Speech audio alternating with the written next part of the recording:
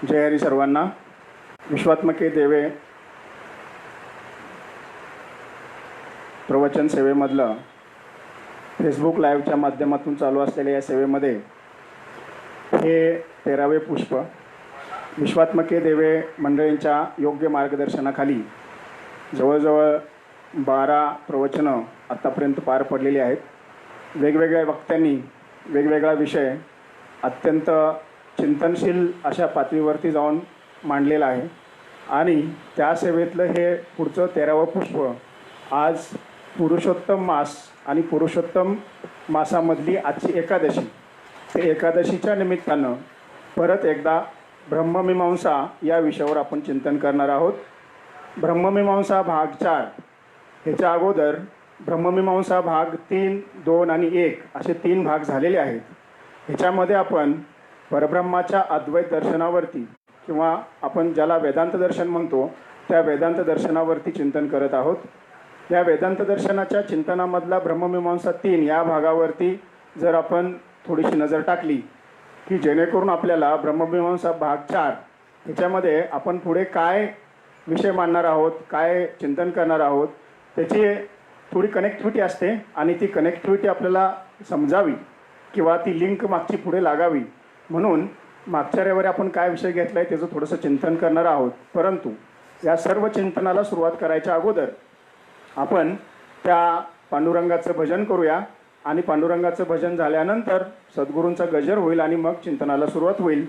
तर रामकृष्ण हरी मुकुंद मुरारी, रामकृष्ण हरी मुकुंद मुरारी, रामकृष्ण हरी मुकुंद मुरारी, रामकृष्ण हरी मुकुंद मुरारी.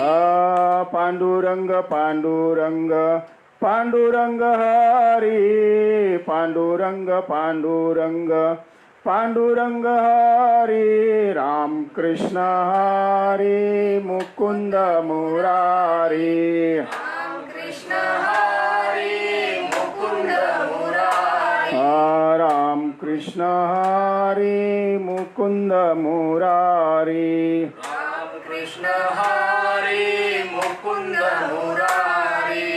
पांडुरंग पांडुरंग पांडुरंग हरी, पांडुरंग पांडुरंग पांडुरंग हरी, पांडुरंग पांडुरंग पांडुरंग हरी, पांडुरंग पांडुरंग पांडुरंग हरी. पुंडलिक वरदारी विठ्ठल श्री ज्ञानदेव तुकाराम पंढरीनाथ भगवान की जय. माऊली ज्ञानेश्वर महाराज की जय.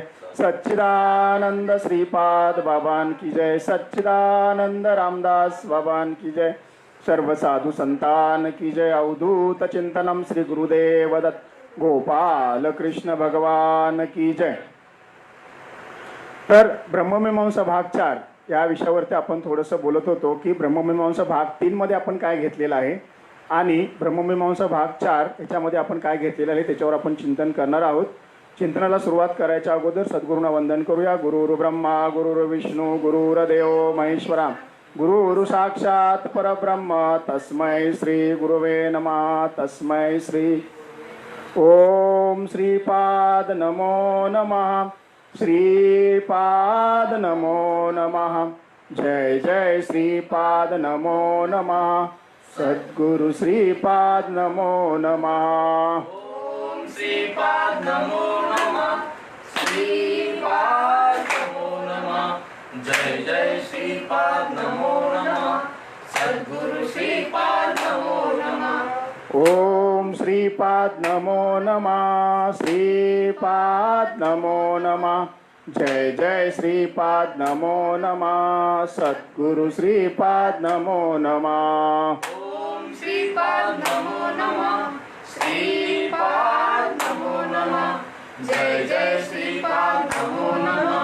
सद्गुरु श्रीपाद नमो नमः. जय रे.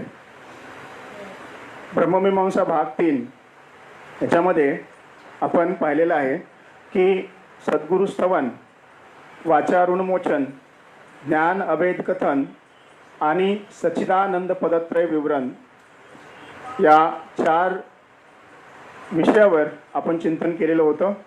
या 4 विषयाचं चिंतन करत असताना आपण शेवटी आलो होतो की त्या जो ज्ञानरूप स्वयंसिद्ध स्वयंप्रकाशमान असं जे परब्रह्मतत्व आहे, त्या परब्रह्मतत्वाच्या ठिकाणी कुठल्याही प्रकारची उपमा किंवा कुठल्याही प्रकारचं प्रमाण आपल्याला देता येत नाही, किंवा त्या ब्रह्माची सिद्धता करण्यासाठी म्हणून आपल्याला कुठल्याही प्रकारचं प्रमाण त्या ठिकाणी लागू होऊ शकत नाही आणि कुठल्या प्रमाणानं त्या ब्रह्माची सिद्धता होत नाही हे आपण बघत होतो.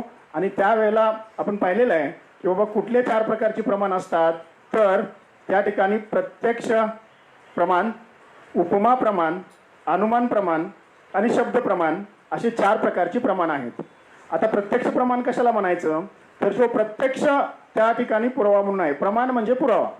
म्हणजे जसं एखादा कीर्तनकार कीर्तन करायला लागतो, त्यावेळेला कीर्तन करत असताना त्याच्या बोलण्याला एक पुरावा म्हणून संतांचं प्रमाण, संतांचा अभंग किंवा ज्ञानेश्वरीमधली ओवी किंवा असं काहीतरी प्रमाण द्यायची पद्धत आहे की जेणेकरून तो बोलतोय ह्या बोलण्याला त्याचा सबळ एक पुरावा, आम्ही बोलतोय हे खरं आहे कारण संतांनी पण हे सांगितलेलं आहे, त्याला म्हणायचं प्रमाण. म्हणजे तो जो विषय मांडतोय त्या विषयाची सिद्धता त्या प्रमाणामुळे होत असते. मग या ठिकाणी परब्रह्माची सिद्धता करत असताना त्याला कुठल्या प्रमाणानं सिद्ध करता येत नाहीये, कारण ते स्वयंसिद्ध असं परब्रह्म तत्व आहे. म्हणून प्रत्यक्ष प्रमाण म्हणजे तो स्वतः त्या ठिकाणी त्यानं स्वतः त्याचा तो स्वतः पुरावा आहे, त्याला म्हणायचं प्रत्यक्ष प्रमाण, मी प्रत्यक्ष पाहिलंय असं. दुसरं जे आहे त्याला म्हणायचं उपमा प्रमाण. उपमा प्रमाण म्हणजे जी गोष्ट आहे त्याच्यापेक्षा थोडंसं चढत्या अंगाने त्याला सांगायचं. म्हणजे काहीतरी पिवळं आहे हे तुम्हाला सांगायचं आहे, किंवा फूल पिवळं आहे, पिवळं आहे म्हटल्यानंतर कसं सोन्यासारखं पिवळं धमक असं आहे असं म्हटलं की काय होतं, आहे त्याच्यापेक्षा वरच्या लेवलची उपमा दिल्यामुळं त्या गोष्टीचा किंवा त्या वस्तूचा थोडासा असा उठाव होतो किंवा ती उठून दिसते. आणि त्याच्यानंतरचं प्रमाण आहे ते अनुमान प्रमाण. अनुमान प्रमाणाच्या ठिकाणी असं आहे की एखाद्या गोष्टीचा अंदाज बांधून ते सिद्ध करायचं. हां असं आहे म्हटल्यानंतर असं आहे नाही का, म्हणजे झाडी हिरवं दिसतात म्हणजे पाणी आहे हे अनुमान काढलं तुम्ही, म्हणजे अनुमानानं पाणी आहे असं दाखवलं, त्याला म्हणायचं अनुमान प्रमाण. आणि चौथं जे प्रमाण आहे ते महत्त्वाचं प्रमाण आहे. ह्या चौथ्या प्रमाणातून आपल्याला आजच्या विषयाकडं चालू करायचं आहे, म्हणून मी मुद्दाम हा विषय घेतलाय. चौथं जे प्रमाण आहे ते आहे शब्द प्रमाण.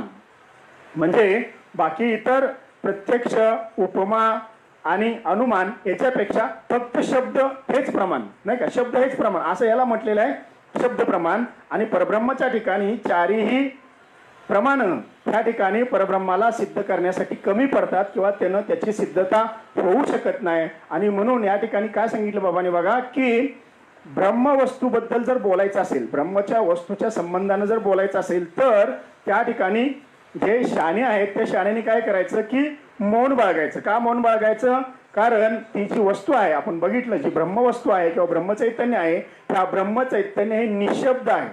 निशब्द आहे म्हणजे त्या ठिकाणी कुठला शब्द लागू पडत नाही. आपण बघितलं की पूर्ण जागृती, परब्रह्माबद्दलची पूर्ण जागृती ही निशब्द आहे. त्या ठिकाणी सोहम हा शब्द सुद्धा लागू होत नाहीये. आणि म्हणून अशा ह्या परब्रह्माचं वर्णन करण्यासाठी हजारो तोंडांचा शेष ज्या वेळेला त्याचं वर्णन करायला लागला किंवा त्याचं गुणगान करायला लागला, त्यावेळेला त्याच्या सगळ्या जिभा ह्या झडून पडल्या. आणि त्याचा तो तसा अनुभव आहे की जेव्हा फाटले त्याच्या, म्हणजे तरी तो वर्णन करू शकला नाही. वेद जाणू गेला तोही तेथे मौनावला, म्हणजे त्याचं वर्णन करता येत नाही, वेदांनाही त्याचं वर्णन करता आलं नाही. असं हे परब्रह्मतत्व आहे. मग ह्याच्याबद्दल बोलताना आपण किती सावध पाहिजे किंवा आपल्या ठिकाणी किती लीनपणा पाहिजे किंवा मौनपणा पाहिजे हे आपल्याला समजून घ्यायचं आहे. आणि म्हणून शब्दांचं प्रमाण या ठिकाणी लागू होत नाही हे सांगत असताना त्या ठिकाणी आपल्याला म्हणजे ब्रह्माच्या ठिकाणी शब्दांची गरज नाही हे आपण पाहिलं. म्हणजे काय होतं की जरी बारीक जर विचार करा तर विचार करून करून काय होतं, शेवटी विषय करून निश्चयानं जरी ब्रह्माची सिद्धता केली, म्हणजे विचार करून करून जरी निश्चयानं ब्रह्माची सिद्धता केली तरी पण तो काय ठरतो, तिथं प्रपंच ठरतो. आणि सूक्ष्म विचारानंतर जेथे विचारच मरतात किंवा जेणे विचारच मरतात ते परब्रह्म. बघा समजते का बघा, म्हणजे इथं विचाराचा सुद्धा या ठिकाणी अंत झाला पाहिजे. म्हणजे विचार म्हणजे काय, शेवटी शब्दामध्ये आहेत ना, शब्द विचार त्याचा सुद्धा या ठिकाणी अंत झाला पाहिजे. आणि असा जे विचाराचा अंत जे करतं ते ब्रह्म, म्हणजे ब्रह्माच्या ठिकाणी कुठले विचार राहत नाहीत. बघा आता आपण इथं या ठिकाणी एक उदाहरण सांगतो मी. बाबांच्या सानिध्यामध्ये आपण ज्यावेळी चिंतन करत असतो त्या चिंतनाच्या वेळेला आपल्याला लक्षात आलं की एकदा एका ठिकाणी असंच गेलो होतो कार्यक्रमाला. त्यावेळेला एक ताई अशा सत्संगामध्ये बसल्या होत्या आणि चिंतन चालू असताना त्या ताईंचं लक्ष कुठंतरी होतं आणि त्यांना जो विषय चाललाय तो समजत नव्हता. त्यावेळेस बाबांनी सहज विचारलं, काय ताई काय चाललंय तुमचं? ताई म्हणे काय नाही म्हणे, विचार करते. आणि कसला विचार करताय म्हणे, हे सत्संग चालू येते आणि तुमचं लक्ष नाही. नाही म्हणे, विचार करते की माझ्या नवऱ्यानं अजून माळ नाही घातली, मग त्याचं कसं होणार. आणि मग बाबा म्हणाले की ताई हा विचार सोडून द्या. हा जर विचार सोडून दिला म्हणजे परमार्थ खातं हे स्वतंत्र खातं आहे. प्रत्येक जण आपलं प्रारब्ध घेऊन आलेलं आहे आणि प्रत्येकाला आपल्या प्रारब्धानुसार ते प्राप्त होणार आहे. त्यामुळे तुम्ही ह्याचा विचार किंवा चिंता करायची सोडून द्या. आणि मग तिने त्यावेळेस विचार सोडून दिला. त्यावेळेला त्या ताईला असा आनंद झाला, अशी खळखळून तिची अवस्था झाली की म्हणजे अगदी आम्ही काय म्हणायचं त्याला, आम्ही पण त्या ठिकाणी आम्हाला सगळ्यांची त्या ठिकाणी अवस्था झाली. म्हणजे काय करायचं आहे, ती जी ब्रह्मवस्तू आहे त्या ताईनं विचार सोडला आणि ब्रह्मवस्तूकडे लक्ष दिलं. म्हणजे ब्रह्माचं नामाचं स्मरण केल्यानंतर तिथे त्या ठिकाणी अवस्था झालेली नाही का. असेच एक महाराज गेले होते आणि मग त्यांची अवस्था होत नाही म्हणून चिंतनाला बसले. आता अवस्था होत नसली की बाबांच्याकडे पाठवायचं, चिंतन करून घ्या. मग चिंतनाला बसल्यानंतर थोड्या वेळ बसवल्यानंतर बाबांच्या लक्षात आलं की यांची अवस्था होत नाही. अवस्था होत नाही का होत नाही, त्यांना उठवलं आणि म्हणाले, काय भाऊ काय चाललंय तुमचं? नाही म्हणे, मी विचार करतोय की मला कीर्तनकार होता येईल का, माझं कीर्तन कसं होईल नाही का. म्हणजे चिंतनाला बसवलंय त्या परब्रह्माचं एवढं असं अमृताहुनी गोड नाम तुझे देवा ते दिलेलं आहे. आणि मग ते ध्यानाशी का ना बये असं झाल्यामुळं त्या ठिकाणी त्याला फक्त माझं कीर्तन होईल का, मला कीर्तन म्हणजे कुठल्या तरी एका वेगळ्या विचारामध्ये असल्यामुळं आपल्याला त्या परब्रह्माचा अनुमान बांधता येत नाही किंवा त्याचा आपल्याला आनंद घेता येत नाहीये. आणि मग बाबांनी सांगितलं, भाऊ हा विचार सोडून द्या. ज्या वेळेला तुमच्याकडनं काय कार्य करून घ्यायचं असेल त्यावेळेला ते बाबा बरोबर तुमच्याकडून कीर्तन प्रवचन करून घेतील. कार्य करायचं झाल्यानंतर तो भाग सुद्धा निघून जाईल. त्याच्यामुळं त्याच्यावरती लक्ष न देता नामावरती लक्ष द्या. म्हणजे आपल्याला काय सांगायचं आहे की ज्या ठिकाणी हा विचार मरतो किंवा विचार मारला जातो ते परब्रह्म किंवा विचार मेल्यानंतरच अनुभव येतो ते परब्रह्म. म्हणजे कांद्याचं जर पापुंद्र आपण काढत गेलो परब्रह्माबद्दल विचार करत असताना, जसं कांद्याचं पापुंद्रा काढत गेलो तर कांदा शिल्लक राहील का, काय शिल्लक राहील, पोकळी शिल्लक राहील किंवा हा आकाश शिल्लक राहील नाही का. तसंच केळीच्या सोपटी आपण काढत गेलो आणि केळीच्या गाभा काढायचा म्हणून जर सोपटी काढली तर गाभा सापडेल का, शेवटी सगळं हे नाहीसं होऊन आतमध्ये ते जे चिदाकाश आहे ते सूक्ष्म आकाश आहे ते चिदाकाशामध्ये विलीन होईल. म्हणजे त्या ठिकाणी आपल्याला कुठल्या केळीचा गाभा सापडणार नाही. तसं शब्दानं परब्रह्माची सिद्धी करायला गेल्यानंतर तो शब्दच परब्रह्मामध्ये विलीन होऊन जाईल. किंबहुना शब्द निशब्द होऊन जाईल. शब्द त्या ठिकाणी शिल्लक राहणारच नाही परब्रह्माबद्दल बोलण्यासाठी. असं ह्या शब्दाचं म्हणजे काय झालं, इथं शब्द उरत नाही. म्हणजे आपण पाहिलेलं आहे की जसं त्या ठिकाणी चारी वाणी सुद्धा मिथ्या ठरतात, कारण वाणी ह्या अविद्यामूलक आहेत. त्या जर वाणी अविद्यामूलक आहेत मग त्याच्यामध्ये चौथी असणारी परावाणी ही सुद्धा जर अविद्यामूलक आहे तर त्या ठिकाणी तीच जर स्तब्ध होते तर मग इथं वैखरीचं किंवा शब्दांचं तर काय सांगावं. म्हणजे असा हा शब्द त्या परब्रह्माच्या ठिकाणी शब्दाची रेषा उमटत नाहीये किंवा शब्दाचा नाद त्या ठिकाणी उमटत नाहीये, असं ते परब्रह्म आहे. मग त्या परब्रह्माला कुठल्या पदवीनं त्याची सिद्धी होत नाही, कुठल्या उपाधीनं त्याची सिद्धी होत नाही, कुठल्या पुरस्कारानं त्याची सिद्धी होत नाही. बाबा सांगतात तुम्हाला ह ब प हे जे दिलेलं आहे भगवंतानं हरिभक्तीमध्ये परायण तेच सत्य आहे. आणि त्याच्या पुढे जर आपण काय लावत असू तर समजायचं की आपण दिलेला बोध विसरलेलो आहे नाही का. तर असो, म्हणजे इथं सांगायचा मुद्दा असा होता की शब्द हा त्या ठिकाणी विरून जातो. जसं नदीला सुरुवातीला खळखळाट फार असतो, पण नदी जशी समुद्राला मिळाली की ती नदी समुद्ररूप होऊन जाते, ती नदी शांत होऊन जाते. तसं या ठिकाणी हा जो वाचा आहे किंवा शब्द आहेत ते शब्द नंतर निशब्द होतात, मौन होतात. आता परब्रह्माच्या ठिकाणी असं जरी शब्दाची अवस्था झालेली असली तरी आपल्याला शब्दांचं महात्म्य हे समजून घेणं गरजेचं आहे. आणि शब्दाचं महात्म्य समजून घेऊन त्याच्यानंतरच मग आपल्याला शब्दाची अशी जी काय मौन अवस्था झालेली आहे किंवा शब्दाची निशब्द अवस्था झालेली आहे त्याची आपल्याला सिद्धी केलं तर आपल्याला ते समजेल की बाबा शब्दांचं महात्म्य किती आहे हे पण आपल्याला समजेल. म्हणून ते समजून घेत असताना आपल्याला या शब्दाचा आपल्याला थोडासा चिंतन करायचं, शब्दाचा विलास कसा आहे विलास पाहायचा आहे. म्हणून हे समजून घेत असताना बघा, ब्रह्माचे वर्णन करताना जरी शब्द तोकडे पडत असले किंवा जरी शब्दांना निशब्दपणा येत असला तरी ज्या वेळेला जीवात्म स्थितीवरून शिव स्थितीवरती तो मुमुक्ष जात असतो, हा मुमुक्ष हा मुळामध्ये हा चैतन्य स्वरूप आहे, तो ब्रह्मस्वरूप आहे, नवे नवे ते ब्रह्मच आहे, पण काही अज्ञानानं काही आवरणानं त्याच्यावरती आवरण आलेलं आहे आणि मी ब्रह्म आहे हे विसरून गेलाय आणि मी ते आहे ह्या भावावरती तो आलेला आहे. म्हणून ह्या जीवात्म्याला शिवस्थितीला न्यायचं आहे किंवा ह्या जीवाला ब्रह्मभावावरती आणायचं आहे. आणि जीवात्म्याला ब्रह्मभावावरती आणत असताना या ठिकाणी ह्या शब्दांचं खूप मोठं महात्म्य आहे. किंबहुना शब्दाशिवाय हे शक्यच झालं नसतं, नाही का. पूर्वी जर आपण बघितलं तर व्यासांच्या अगोदर गुरूंनी आपल्या शिष्यांना ते ज्ञान सांगायचं, शिष्यांनी ते शब्द स्वरूपामध्ये ऐकायचं, तसंच नंतर जेवढं त्यांनी साठवलेलं आहे ते पुढच्या शिष्यांना सांगायचं, अशी पद्धत होती. पण ही पद्धत मोडीत काढून व्यासांनी श्रुतज्ञान पद्धत अंमलात आणली की ज्याच्यामुळं त्यांनी जेवढी काय ब्रह्मसूत्र आहेत किंवा 4 वेद 18 पुराण 6 शास्त्र उपनिषद या सगळ्यांचं लिखित स्वरूपामध्ये लिहून ठेवलं. आणि म्हणून आपल्याला ते जे घबाड आहे, ते जे ज्ञानाचं महासागर आहे, तो शब्दांच्या माध्यमातून लिहून ठेवल्यामुळेच आज आपल्याला प्राप्त आहे, हे इथं आपल्याला नोंद करावीशी लागेल. आणि जर शब्द नसते तर मात्र आपल्याला हे जे आपण ज्ञानाच्या गोष्टी करतोय त्या सुद्धा आपल्याला करता आल्या नसत्या. किंबहुना हा जो शब्द आहे, हा शब्द हा म्हणजे स्मरण करून देण्यासाठी, म्हणजे आपल्या स्वरूप स्थितीचं किंवा आपण ज्याचा आपल्याला विसर पडलेला आहे त्या स्थितीचं स्मरण करून देण्यासाठी शब्द हा स्मारक आहे.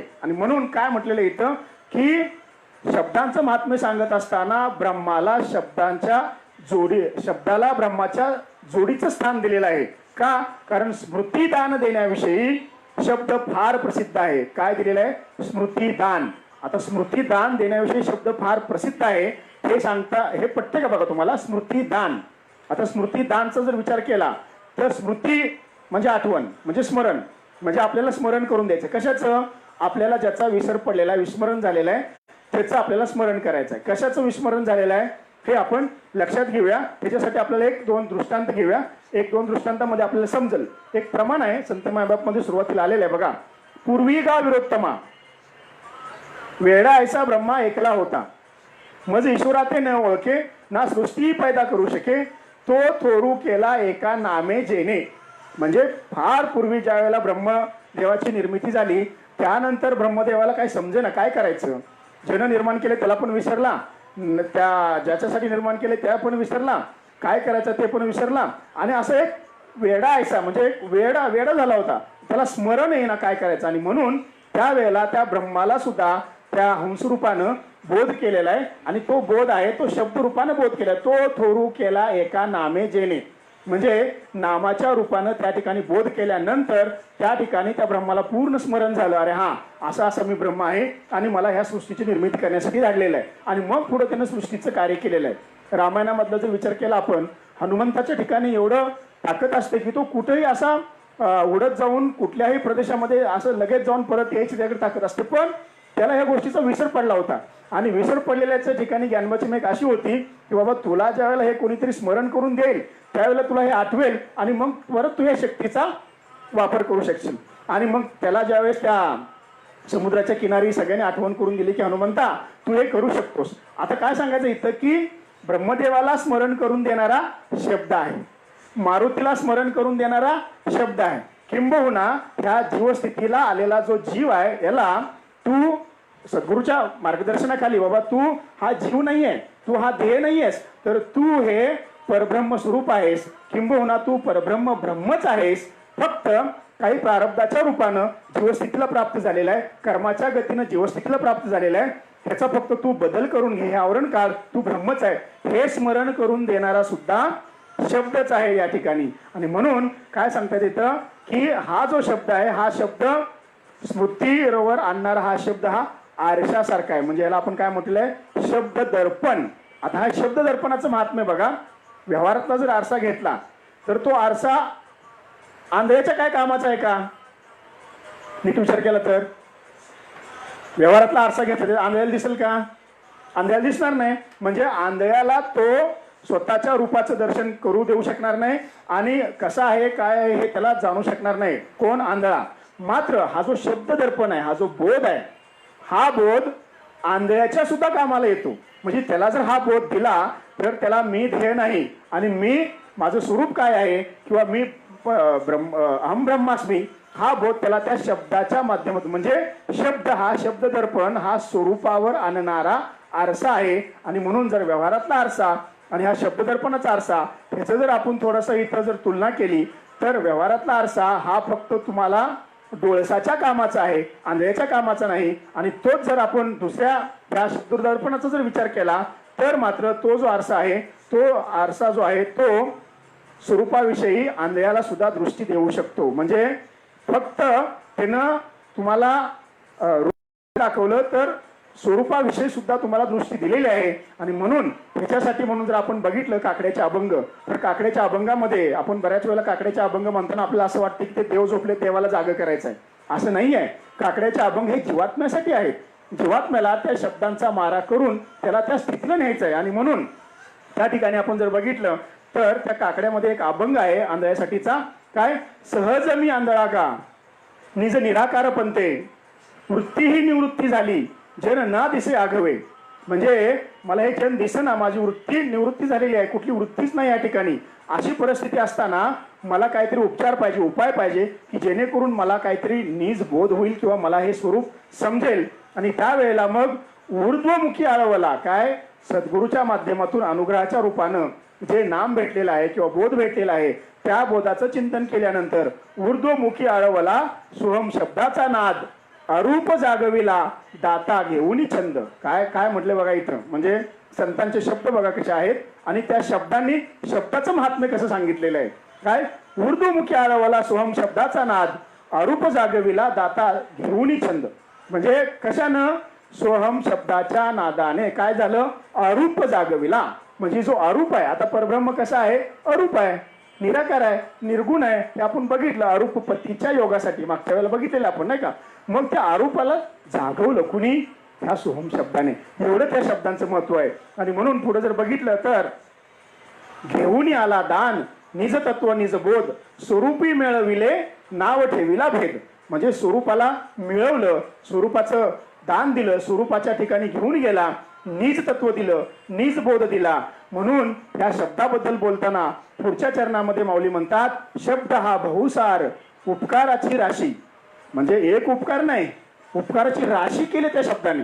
शब्द हा बहुसार उपकाराची राशी म्हणून चालविला मागे येतील त्यासी. आणि म्हणून त्याच्यानंतर सुद्धा जेवढे म्हणून काय महात्मे संत महात्मे येऊन गेले त्या सगळ्यांनी त्या शब्दाच्या माध्यमातून सर्वसामान्य साधकाला जीवाला बोध करण्याचा जो काय हा विषय आहे तो विषय या ठिकाणी चालू ठेवलेला आहे.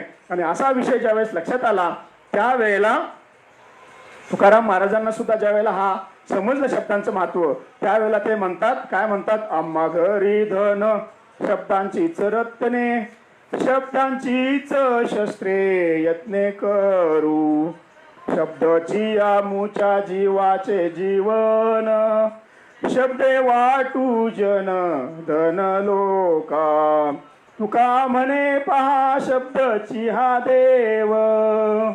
तुका म्हणे म्हणजे शब्दच देव आहे, शब्दाची गौरव पूजा करू. म्हणजे शब्दच हा देव आहे आणि शब्दाची आपण गौरवानं पूजा करूया असं हे तुकाराम महाराजांनी सुद्धा शब्दाचं या ठिकाणी गौरव केलेला आहे. मग आता जर थोडा जर विचार केला आपण असा हा एवढा शब्दांचा महत्व असताना त्या ठिकाणी आपल्याला पुढं समजून घ्यायचं आहे की असा हा शब्द आहे, ह्या शब्दाचा अजून काय व्यापकपणा आहे. तर हा जो शब्द आहे म्हणजे जसं कुळी कन्या पुत्र होती जे सात्विक तयाचा हरेक वाटे देवा. काय? गीता भागवत करीती श्रवण, नाही का? कुळी कन्या पुत्र होती जे सात्विक गीता भागवत करीती श्रवण तयाचा हरेक वाटे देवा. असं म्हणजे परमात्म तत्व किंवा माया हे जे आहे परमात्म तत्व तिच्या या वंशामध्ये शब्द हा, त्याला काय उपमा दिली बघा, शब्द हा सूर्यासारखा प्रकाशमय व कुलदीपक पुत्र आहे. काय म्हटलेलं आहे? कुलदीपक. आता कुलदीपक का म्हटले? कारण बरेच असे जन्माला येतात की त्या कुळाचा नाश पण करतात किंवा कुळाचा बदली पण करतात. पण बरेच महात्मे किंवा संत पुरुष असे आहेत की त्यांच्या जन्मानं त्या कुळाचा उदो झालेला आहे किंवा ते कुळ उठावाला आलेलं आहे किंवा त्या कुळाचा ह्या ठिकाणी प्रसिद्धीला आलेलं आहे ते कुळ, नाही का? आणि म्हणून जर विचार केला तर माऊलींच्या नंतर, नाही का, किंवा एकनाथ महाराजांच्या नंतर किंवा तुकाराम महाराजांच्या नंतर, नामदेव महाराजांच्या नंतर, श्रीपाद बाबांच्या नंतर, नाही का, म्हणजे त्यांच्या उदयानंतर हा कुळ दीपक, म्हणजे जसं सूर्य हा प्रकाशक आहे, सूर्यप्रकाशमय आहे, तसा हा जो शब्द आहे, हा शब्द त्या परमात्म्याच्या किंवा मायेच्या वंशामध्ये कुलदीपक पुत्र असं का म्हटलेलं आहे या ठिकाणी? कारण आपण बघितलं माया म्हणजे काय आहे? प्रकृती आहे. तिलाच आपण काय म्हटलंय? अज्ञान, माया, प्रकृती, शक्ती, प्रधान, ही वेगवेगळी नावं आपण मागच्या ब्रह्ममीमांसा भाग 2 याच्यामध्ये आपण चिंतन केलेलं, याच्यावरती लक्षात येते का बघा. तर त्याच्यामध्ये आता एकोहम बहुस्या हा जो काय परब्रह्माच्या ठिकाणी निर्माण झालेला संकल्प आहे, तो सुद्धा शब्दच आहे. म्हणजे शब्दामुळंच त्याला मी एक आहे आणि अजून अनेक व्हावेत, हा जो भाव निर्माण झाला, हा भाव तो शब्दामध्येच त्याने व्यक्त केला आणि शब्दामुळेच ते घडलेलं आहे, नाही का. तसं त्याच प्रकृतीला परत त्या प्रकृतीच्या गुणानुसार अज्ञान म्हटलेलं आहे, कारण अज्ञान ब्रह्माला जागतं, आपण अज्ञानावर पुढे बोलणार आहोत. त्याच्यानंतर माया म्हटलेलं आहे. त्याच्यानंतर माया का तर भूत भौतिकास प्रगट करते, प्रकृती म्हटलेलं आहे. तिलाच शक्ती म्हटलेलं आहे, कारण शिव तेथे अंबिका, नाही का. त्याच्यानंतर तिला प्रधान म्हटलेलं आहे, कारण सगळं करून शेवटी आपल्या पोटामध्ये गडप करते, असं तिला प्रधानही म्हटलेलं आहे. आता हे सगळं भूतभौतिक नसताना ह्या ठिकाणी उभा राहिलं, समजते का बघा. एकच जग नाही जगदीश आहे, बरोबर. तरीही त्या ठिकाणी अज्ञान, माया, प्रकृती, शक्ती, प्रधान ह्या भूतभौतिकाला सत्यत्वाला आणलं, हे केवळ शब्दानंच. पटते का बघा. शब्द जर नसते, आता माया हा शब्द नसता, माया म्हटलं की आपल्याला काय वाटतं, लगेच वेगळा भाव निर्माण होतो, नाही का. मग त्या ठिकाणी आपल्याला सांगावं लागतं माया नाही, ब्रह्माची लीला आहे, हे सुद्धा शब्दच आहेत, नाही का. मग असं ह्या शब्दांचं महत्त्व सांगत असताना या ठिकाणी शब्दानेच व्यवहारात भासवलं की हे माया आहे, हे प्रधान आहे, हे प्रकृती आहे. किंवा अजून जर पुढं विचार केला आपण शब्दाचं महात्म्य समजून घेत असताना, आपण पुढचा एक दृष्टांत घेऊया. त्याच्यामध्ये बघा, पृथ्वी, आप, तेज आणि वायू हे 4 जे आहेत महत्त्व, ह्या 4 तत्वांना हे जी काही नावं दिलेली आहेत, पृथ्वी, आप, तेज आणि वायू, हे त्याच्या गुणांमुळे दिलेले आहे. म्हणजे पृथ्वी हा शब्द त्याच्या गुणानं त्याला दिलेला आहे. आता ह्या 4 तत्वांचं आपल्याला इंद्रियानं अनुभव घेता येतो. पाण्याचा अनुभव घेता येतो, पृथ्वी ह्या जड वस्तूचा अनुभव घेता येतो, वायूचा अनुभव घेता येतो, तेजाचा अनुभव घेता येतो, आणि त्याच्यानंतर जे आहे ते म्हणजे वायूचा पण आपल्याला अनुभव घेता येतो, नाही का. कुठल्या तरी इंद्रियामार्फत आपल्याला त्याचा अनुभव करता येतो का, त्याच्या गुणामुळे, नाही का. तसं आकाशाचा अनुभव कसा घेणार? कारण आपण बघितलं दृष्टीला, जर दृष्टीनं तर ते नाहीच, ते फक्त भास आहे नीलवर्णाचा, त्यामुळे ती कुठली वस्तू आहे असं म्हणता येत नाही. आकाश ही कुठली वस्तू आहे असं म्हणता येत नाही. म्हणजे आकाश वस्तूनं सिद्ध करता येत नाही, म्हणजे इंद्रियानं आकाशाला सिद्ध करता येत नाही. म्हणजे आकाश नसेल तर सर्व शून्य आहे आणि इंद्रियाद्वारे आकाशाची सिद्धी होत नाही. मग काय तर आकाश नुसतं असं म्हटलं तरी आपल्याला त्या आकाशाची जाणीव होते का नाही बघा. आकाश म्हटलं की आकाश म्हणजे हे असं आहे, नाही का. म्हणजे या 4ही तत्वांना व्यापून असणारं आकाश, त्याची सिद्धी मात्र शब्दानं होते. काय? आकाश. एवढं त्या शब्दाचं. म्हणजे आकाशाला कारण काय सांगितलं बाबांनी, शब्द जरी आकाशाचा गुण आहे आणि शब्द हा आकाशाला कारण आहे. समजलं इथपर्यंत? समज, शब्द हा आकाशाला कारण आहे. आता पुढं अजून गंमत बघा. आकाशाला भिजवा, त्याला भिजवणारा पाऊस त्याच्यामध्येच आहे. आकाशाला शस्त्रानं तोडू शकत नाही, अग्नीनं जाळू शकत नाही, वायूनं हलवून आकाश लांब न्यायचा प्रयत्न करा, आकाश जात नाही कुठे, आकाश येत नाही. म्हणजे आकाश या 4 तत्वांना व्यापून आहे. आता जसं आकाशाला भिजवू शकत नाही, हलवू शकत नाही, मारू शकत नाही, तोडू शकत नाही, तसं शब्दाचा पण गुण आहे. शब्दाला भिजवा बरं, शब्दाला भिजवा. एखाद्या कागदावर शब्द लिहा आणि कागद भिजवा, तो कागद भिजेल पण शब्द भिजणार नाही, नाही का. म्हणून आपण बऱ्याच वेळेला एक उदाहरण देतो, लक्षात आलं म्हणून. तुमचे शब्द माझ्या काळजामध्ये अजून टोचतायत. काय व्यवहारात उदाहरण नाही का. म्हणजे कोणाला मित्राला किंवा आपण म्हणतो शब्द मला काळजात टोचतायत, म्हणजे देणारा विसरला, तो शब्द पण विसरला, त्याला काय माहीत नाही, पण कुणाचे तरी ते टोचतात. म्हणजे शब्द आहे तिथं, नाही का. म्हणजे असं काय सांगायचं इथं की शब्द हे आकाशाचं गुण धारण करू नये. आकाशाला जसं जाळू शकत नाही, मारू शकत नाही, तोडू शकत नाही, तसं शब्दाला पण आपण तोडू शकत नाही, भिजवू शकत नाही, जाळू शकत नाही, मारू शकत नाही. असा हा शब्द आहे. एवढं त्या शब्दाचं महात्म्य आहे. आणि म्हणून अशा या शब्दामुळं आपल्याला काय होतं, अविद्येचं ज्ञान होतं. शब्दच आपल्याला त्याच्यानंतर जे काय ह्या व्यवहारामध्ये जे द्वंद्व आलेलं आहे, आपण बघितलं की बद्ध मुक्त, प्रवृत्ती निवृत्ती, भय अभय, कर्तृत्व अकर्तृत्व, ज्ञान विपरीत ज्ञान, हे जे द्वंद्व आहे, हे द्वंद्व आहे. पटतंय का बघा. आता हे द्वंद्व तर कशामुळे आलं बरं? शब्दामुळे चाललं नाही का. बद्ध हा कशाच्या तरी अभावानं उठला, म्हणजे जो मुक्त नाही आहे तो बद्ध. म्हणजे बद्ध या शब्दामुळं आपल्याला बद्धपणाबद्दल समजलं. त्याच्या सापेक्ष असणारा मुक्त हा शब्द आला. म्हणजे बद्ध मुक्त हे द्वंद्व कशामुळे निर्माण झालं किंवा कशामुळे प्रगतीला आलं? शब्दामुळे प्रगतीला आलं. आणि जर ह्याचा जर विचार केला, मुक्त होता परी बळे झाला बद्ध, घेऊन या छंद माझे माझे, नाही का. बघा म्हणजे कसं आहे. आणि तेच आता मुक्तीबद्दल जर बोलायचं म्हटलं तर मुखी नाम अतिमोक्ष, मोक्ष नाही का. आता कुणामुळे आला? शब्दामुळे आला. तेच प्रवृत्ती निवृत्ती, आपण मग असे बघितलं सहज मी आणला का. निवृत्ती, वृत्ती ही निवृत्ती झाली. आता ही प्रवृत्ती आणि निवृत्ती शब्दामुळे हे द्वंद्व आपल्याला प्रगट झालेलं आहे. भय अभय, आता भयाचं बघा, उठा उठा जागा, आता भयाले मोठे. बघा भय निर्माण झालं लगेच. कशामुळं? शब्दामुळं. उठा उठा जागा, आता भय आलं, लगेच भय निर्माण झालं. तेच आता पुढचं प्रमाण बघा, आता भय नाही ऐसे वाटे जीवा, घडली या सेवा समर्थाची. म्हणजे जर सच्चिदानंद सद्गुरूची सेवा जर घडली तर या ठिकाणी भय अभय होतं. आणि म्हणून बाबांच्या आरतीमध्ये दिले अक्षय अभय दानगा, असं कुणामुळं? शब्दांच्या मार्फत, शब्दांच्या माध्यमातून महात्मे आपल्याला हे सगळं अभयदान अक्षयदान आपल्याला देत असतात. असं ह्या शब्दांचं महत्त्व आहे. आणि म्हणून ह्या शब्दांचं महत्त्व सांगत असताना या ठिकाणी शब्दरूपी प्रकाशाने आणि सात्विक विवेक बुद्धीने ब्रह्मस्थित होता येतं. किंबहुना जे काय शब्दांच्या माध्यमातून जो काही अनुभव आहे तो अनुभव आपल्याला कळत नसतो किंवा अनुभव आलेला असतो, पण ते समजत नाही की ह्याला हे म्हणायचं. पण तेच ज्यावेळेला महात्मा आपल्याला शब्दांच्या माध्यमातून सांगतात, अरे हां ह्याला मोक्ष म्हणायचं, ह्याला बद्धता म्हणायचं, ह्याला मुक्ती म्हणायचं, ह्याला म्हणायचं अनुवाद. म्हणजे अनुवाद करण्याच्या क्षेत्रामध्ये सुद्धा शब्दाशिवाय गत्यंतर नाही. कारण जोपर्यंत तुम्हाला शब्दाने ते महात्मे सांगत नाहीत तोपर्यंत आपल्या ठिकाणी हा अनुवाद होत नाही आहे.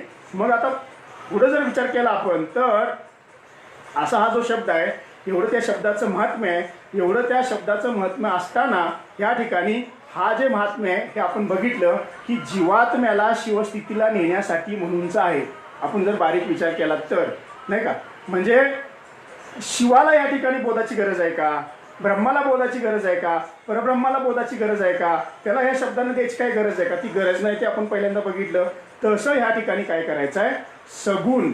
आता जसं ह्या ठिकाणी शब्द आपण बघितले की शब्दानंच हे पुढं होते, तसं सगुण आणि निर्गुण भक्तीचं आहे. सगुणाची भक्ती करून नंतर सगुण भक्तीला पार करून निर्गुण स्थितीवर आपल्याला आरूढ व्हायचं आहे. ते कसं तर ते आपण पुढे बघूया. आता सर्वसाधारणपणे विचार केला तर संतांची मुख्य प्रीती आणि इतर मंडळींची मुख्य प्रीती असा विषय आहे. संतांची मुख्य प्रीती ही कुणावर असते? आत्म्यावर असते. आत्म्यावर का असते? तर आत्मा हा शाश्वत आहे. आणि इतर जे देहाच्या संबंधाने जे काय मंडळी आहे ती मंडळी मात्र ही काय शाश्वत नाही, ती टेम्पररी आहे, आज आहे उद्या नाही का. म्हणून संतांची मुख्य प्रीती ही आत्म्यावर असते आणि इतरांची मुख्य प्रीती ही स्थूल शरीरावर असते. आणि म्हणून या ठिकाणी आत्म्याच्या ठिकाणी शब्दांचा काही उपयोग नाही.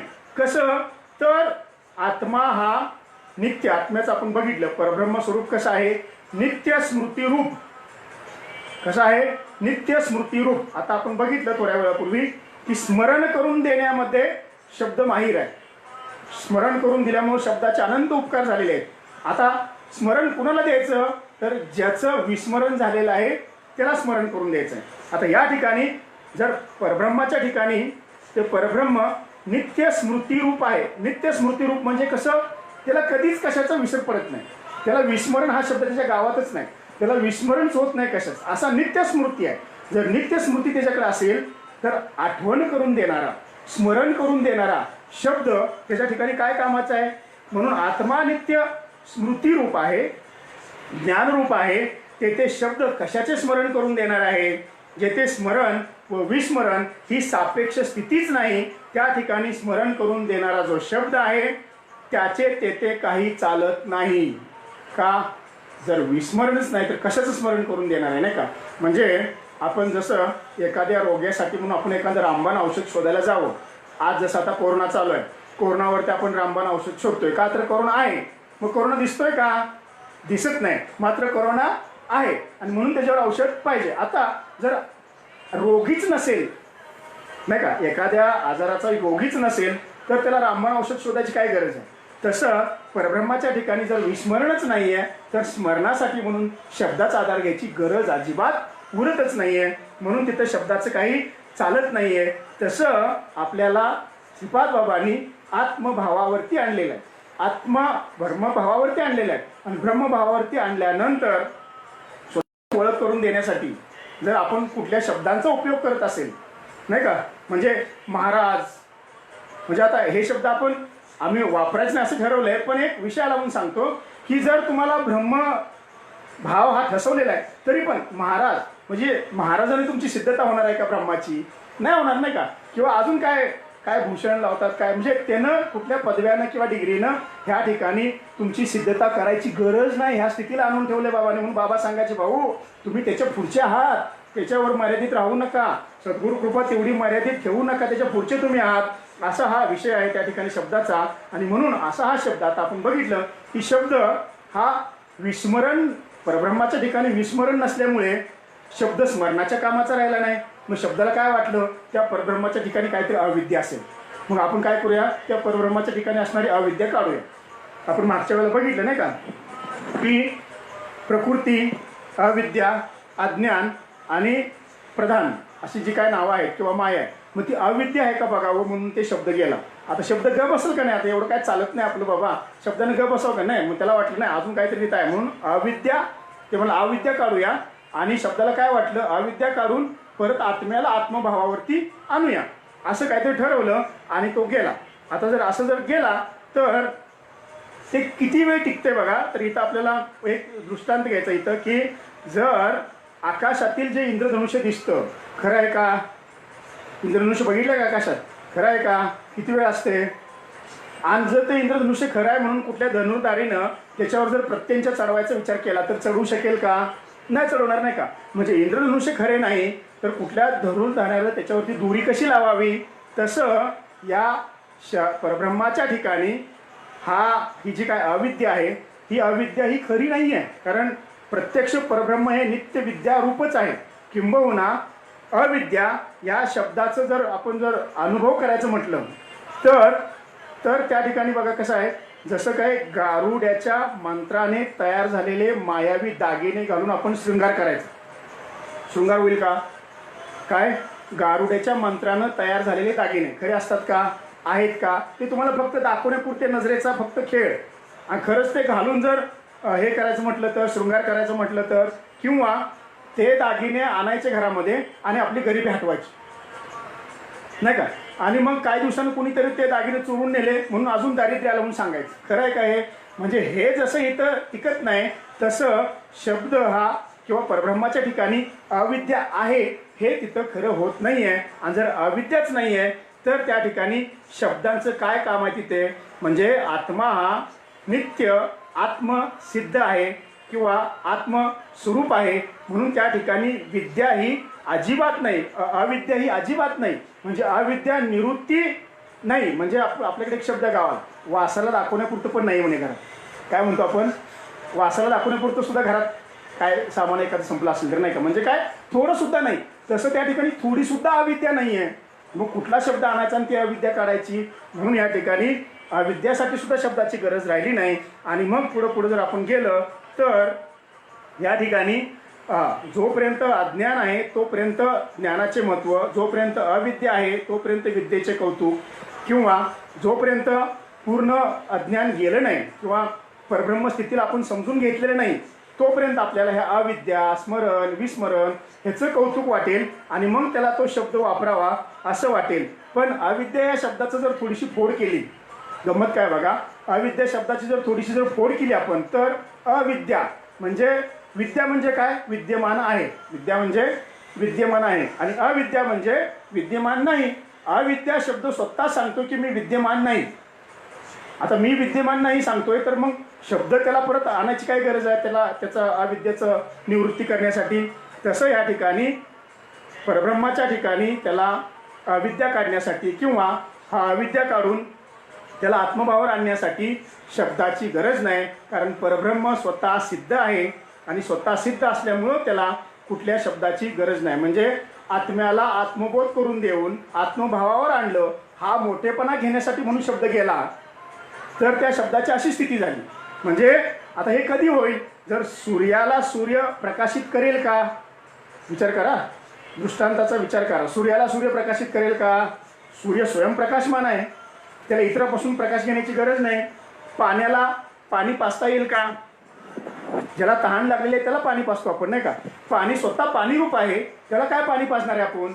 किंवा वासाला वास घेता येईल का स्वतःचा?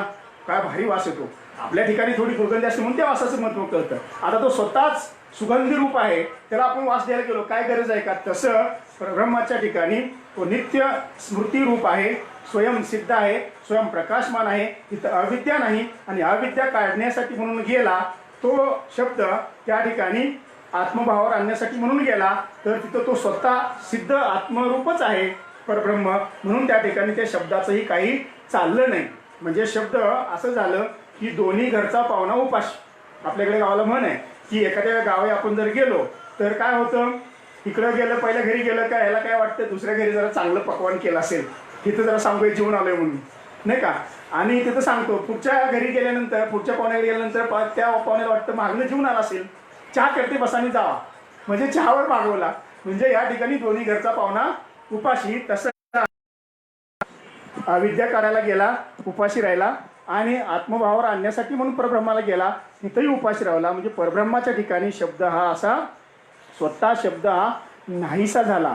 जसं प्रलयाच्या वेळेला सर्व काही त्या परब्रह्मामध्ये विलीन होऊन जातं, तसं शब्द परब्रह्माची सिद्धी करायला गेल्यानंतर स्वतःच त्या ठिकाणी नाश पावलेला आहे. असं ह्या शब्दाचा ह्या ठिकाणी विलास आहे. हा शब्द विलास झाल्यानंतर आपण थोडंसं पुढं सरकूया. आणि पुढं आहे ते म्हणजे याच शब्द छल्लातून निर्माण झालेलं असं ज्ञान आणि अज्ञान. त्या ज्ञान अज्ञानामधलं अज्ञान. आता अज्ञान हा शब्द जर बघितला तर बघा, अज्ञान आहे का? आणि जर अज्ञान असेलच तर मग अज्ञान कसं आहे, नाही का? म्हणजे असताना आपण काय सांगतोय की जी वस्तू आहे ती ज्ञानमात्र आत्मवस्तू, म्हणजे ज्ञानमात्र परब्रह्म, स्वयंसिद्ध असं परब्रह्म एकच आहे, नाही का? तरी पण आपल्याला कुठेतरी अज्ञान हा शब्द आलेलाच आहे. आता तो कशावर उठला, कशाच्या आधाराने उठला हे आपण समजून घेताना त्या ठिकाणी बघूया की ज्ञानमात्र आत्मवस्तू त्रिकाला बाधित स्वतः सिद्ध असल्याने, आपण आता बघितलं ते शब्दाचा निशब्द करताना, शब्दाला निशब्द करताना आपण बघितलं की ज्ञानमात्र आत्मवस्तू त्रिकाला बाधित स्वयंसिद्ध असल्याने ती अनादी आहे. काय अनादी आहे? ज्ञान अनादी आहे आणि ज्ञानमात्र आत्मवस्तूसुद्धा अनादी आहे, नाही का? मग त्या ठिकाणी अज्ञान आलं कुठून, नाही का? म्हणून आता ज्या वेळेला आपल्याला सद्गुरू, आता जीवात्म्याच्या ठिकाणी जर विचार केला तर सद्गुरूच्या मार्गदर्शनाखाली, नाही का, अहम ब्रह्मास्मी हा बोध जर घेतला आपण, तर त्या बोधाच्या स्मरणाने हा जो काय जीवात्मा जीवस्थितीला आलेला आहे त्याच्या ठिकाणी आलेलं अज्ञान आहे, त्या अज्ञानाची निवृत्ती होते. कुठलं? अहम ब्रह्मास्मी या ज्ञानानं त्या अज्ञानाची निवृत्ती होते. याचा अर्थ तिथं अज्ञान, जीवात्म्याच्या ठिकाणी अज्ञान आवरण म्हणून आलेलं होतं, आता ते अज्ञान गेलेलं आहे. मात्र परब्रह्माच्या ठिकाणी ज्यावेळेस आपण ह्या अज्ञानाचा विचार करू तर परब्रह्म स्वतः ज्ञानरूप आहे, ज्ञानमात्र आहे आणि त्रिकाला बाधित स्वतः सिद्ध आहे. आणि असं असल्यामुळं ते अनादी आहे. मात्र अज्ञानाचं कसं आहे बघा, अज्ञानाचं कसं आहे की जसं ह्या दिवसामध्ये जर गावी गेला तुम्ही तर रात्रीच्या किंवा संध्याकाळच्या अंधारामध्ये काजवे चमकतात. आता काजवे चमकत असतात, ते काजवे चमकतात हे कशाच्या आधाराने चमकतात? अंधाराच्या आधाराने चमकतात. अंधार नसेल तर काजवे चमकतील का? म्हणजे चमकण्यासाठी काजव्यांनी कशाचा आधार घेतलेला आहे? अंधाराचा आधार घेतलेला आहे. म्हणजे तसंच अज्ञान हे सुद्धा आपला प्रभाव दाखवतंय, पण अज्ञानाचा प्रभाव कशाच्या आधारावर आहे? तर मिथ्यत्वाच्या आधारावर आहे. जसं काजव्याने अंधाराचा घेतलेला आधार हा मिथ्या गोष्टीचा घेतलेला आधार आहे, तसं सूर्याला कशाचा आधार घ्यायची गरज आहे का? सूर्य स्वयंप्रकाशमान आहे, त्यामुळे त्याला अंधाराचे आधार घ्यायची गरज नाही. तसं आत्मा हा स्वयंप्रकाशमान आहे. त्यामुळे त्याला आपला प्रकाश किंवा स्वयंप्रकाशित करण्यासाठी कुठल्या वस्तूचा आधार घ्यायची गरज नाही आहे. आणि म्हणून या ठिकाणी आता आत्मा किंवा ब्रह्म त्यालाच आपण ज्ञान म्हणतो नाही का. ज्ञान हे आहे, हे अनादी आहे, कारण ब्रह्म अनादी आहे. मात्र अज्ञानाचं तसं नाही. अज्ञान अनादी आहे असं म्हणायला जावं तर अज्ञान आहे असं आपल्याला म्हणावं लागेल अगोदर. मग अज्ञान आहे, मग अज्ञान अनादी आहे असं म्हणायचं का. तर अज्ञान अनादी आहे, पण कसं अनादी आहे तर त्याच्या असतपणानं म्हणजे जडपणानं म्हणजे नाहीच आहे. ते अज्ञानच नाही आहे, नाहीपणानं ते असत, नाहीपणानं ते अनादी आहे. म्हणजे अज्ञान नाही. आता ज्ञान मात्र वस्तू एक, ज्ञान मात्र वस्तू आहे, त्या ठिकाणी अज्ञान नाही आहे. मग अज्ञान नाही ह्या म्हणजे या विषयानं ते अनादी आहे. म्हणजे अज्ञान नाहीच आहे, मात्र त्याला अनादी कशानं म्हटलेलं आहे नाही. आता जसं एखाद्या मुलाचा जन्म झालेला नसेल, जन्म झाला नसताना जर त्याची जन्मपत्रिका आणा म्हटलं तर कुठून आणता येणार नाही का. तसं या ठिकाणी अज्ञानाचं आहे. आणि म्हणून अज्ञानाला जसं व्यक्त करण्यासाठी मिथ्याचा आश्रय करावा लागला, तसा ज्ञानाला मिथ्याचा आश्रय करावा लागत नाही. इतकेच नव्हे तर ज्ञानाच्या पुढं मिथ्या टिकतच नाही. जसं गारुडच्या मंत्राने उत्पन्न झालेल्या दागिन्याने शृंगार करण्याचा प्रयत्न केला असता त्या ठिकाणी फक्त शृंगाराच्या भासाचा अनुभव येतो. काय गारुडेचा आपण बघितलं आता की गारुडेच्या मंत्रानं उत्पन्न केलेल्या दागिन्याचा जर अनुभव घ्यायचं म्हटलं तर अनुभव येईल का. फक्त भास होईल, हा मी दागिने घातले, भासानं त्याचा अनुभव घ्यायचा आहे. तसं ह्या ठिकाणी अज्ञानाचा सुद्धा अनुभव आहे. तो अज्ञानाचा अनुभव हा आता म्हणजे आपण काय करतोय की अज्ञान आहे का, अज्ञानाची थोडीशी आपण विलास करतोय. आणि विलास करत असताना अज्ञान अनादी आहे का तर अनादी नाही, नसण्यानं अनादी आहे. आणि अज्ञानाचा अनुभव आहे का तर अज्ञानाचा अनुभव मुळीच नाही, मात्र अनुभवाचा भास आहे. आता अनुभवाचा भास कसा आहे ते आपण बघूया. म्हणजे आता ह्याच्यासाठी आपल्याला काय करावं लागेल की अज्ञानाचा आणि ज्ञानाचा जर विचार करता तर अज्ञान म्हणजे चांगदेव आणि ज्ञान म्हणजे मुक्ताबाई. आपण हे बघितलेलं आहे नाही का. म्हणजे अज्ञान हे चांगदेवासारखं आहे का तर त्याला व्यक्त होण्यासाठी वाघाचा आधार घ्यावा लागला, सापाचा आधार घ्यावा लागला. आणि तेच मुक्ताबाई सहज आपले असेच हे करून सुद्धा त्याला ते स्वरूपाचं ज्ञान करून दिलं नाही का. म्हणजे चांगदेवाच्या ठिकाणी एवढं 64 कला 128 विद्या काहीतरी होत्या, तरी पण मूळ जे ज्ञान आहे ते ज्ञान त्यांच्याकडे नव्हतं, म्हणून ते कोरे ठरले नाही का. मग असा हा अज्ञानाचा गुणधर्म आहे. याच्यामध्ये जर आता विचार केला तर अज्ञानाचं अज्ञान, त्याच्यानंतर अज्ञानाचं ज्ञान आणि ज्ञानाचं ज्ञान असे 4 भाग येतात. म्हणून बरीच मंडळी अशी आहे की त्यांना स्वतःकडे असणाऱ्या अज्ञानाचंच अज्ञान असतं. म्हणजे मला काय माहिती नाही, मला काय समजत नाही हेच त्यांना माहिती नाही. त्यांना कितीही जर सांगेल तरी काय समजत नाही. त्याच्यानंतर आहे ते ज्ञानाचं अज्ञान. म्हणजे ज्ञान कशाला म्हणायचं ह्याचंच त्यांच्याकडे अज्ञान आहे. त्याच्यानंतरच आहे अज्ञानाचं ज्ञान. म्हणजे त्या ठिकाणी ज्ञानाचं अज्ञान म्हणजे त्या ठिकाणी मूळ जे ज्ञान आहे की बाबा हे माझी स्वरूप स्थिती ही ब्रह्मस्थिती आहे, हे ज्या मूळ ज्ञान आहे त्या ज्ञानाबद्दलचं अज्ञान. आणि चांगदेव ह्या कॅटेगरीमधले होते. आणि त्याच्यानंतर मात्र आहे ते ज्ञानाचं ज्ञान. संत महात्मे सच्चिदानंद श्रीपाद बाबा, रामदास बाबा आणि सर्व हे संत महात्मे हे ज्ञानियांचा राजा गुरु महाराज असे आहेत. आणि म्हणून त्यांच्या जर मार्गदर्शनाखाली राहिलं तर आपल्या ठिकाणी मुळीच नसणारं हे जे अज्ञान आहे त्या अज्ञानाचा असतपणाही आपल्या लक्षात येतो. आणि अज्ञान प्रभावित असणारे जे काय आपण पदवी लावून घेण्याची प्रवृत्ती किंवा डिग्री लावून घेण्याची प्रवृत्ती किंवा उपाधीची प्रवृत्ती, ही प्रवृत्ती हे संत महात्मे काढत असतात आणि आपल्याला अधोगतीपासून वाचवत असतात. आणि म्हणून या ठिकाणी काय म्हटलेलं आहे की 2 प्रकारचं ज्ञान आहे. एक विशेष ज्ञान आणि दुसरं आहे ते विपरीत किंवा व्यावहारिक ज्ञान. त्यामध्ये आता व्यावहारिक ज्ञान म्हणजे काय की काही मंडळी जे आहे की देहाचा किंवा देहबुद्धीचा आश्रय घेऊन म्हणतात आत्मा हाच देव आहे. आपण बऱ्याच वेळेला म्हणतो की एखादा बेवडा किंवा असं सुद्धा म्हणतो आत्मा हाच देव आहे. आता देहबुद्धीचा आश्रय घेऊन आपण विरोचनवाद्यांचं मत ऐकलेलं आहे. ते पण म्हणतात आत्मा हाच देव आहे, पण कसं देहाचा आश्रय देहबुद्धी म्हणजे देहालाच आत्मा मानून ते म्हणतात की आत्मा हाच देव आहे नाही का. मग आत्मा हाच देव आहे, पण ह्यांचं जे आत्मज्ञान आहे हे काजव्याच्या चमकीसारखं आहे. आणि इतर जी मंडळी आहेत ती म्हणजे सद्गुरू सानिध्यात राहून महावाक्याच्या श्रवणाने आत्मसाक्षात्काराला पाहून तिथं देहबुद्धी पाद होते ते हे बुद्धी अजिबात राहत नाही आणि विशेष ज्ञान होतं ते म्हणजे आत्मज्ञान. आणि ह्या विशेष ज्ञानाच्या उदयाने अज्ञानाची निवृत्ती होते.